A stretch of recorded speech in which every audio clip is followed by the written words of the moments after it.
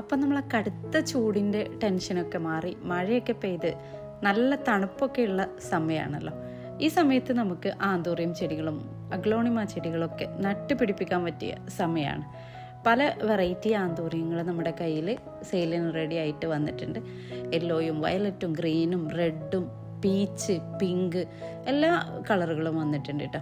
അതുപോലെ തന്നെ നല്ല ഭംഗിയുള്ള അഗ്ലോണിമ ചെടികളും ഹെൽത്തി ആയിട്ടുള്ള പ്ലാന്റുകൾ അവൈലബിൾ ആണ്. അപ്പോൾ നിങ്ങൾക്ക് ഈ ചെടികളിൽ ഏതെങ്കിലുമൊക്കെ ചെടികൾ ഇഷ്ടമായതുണ്ടെങ്കിൽ നിങ്ങൾ ഈ ഒരു കാണുന്ന നമ്പറിൽ മെസ്സേജ് അയച്ചാൽ മതി.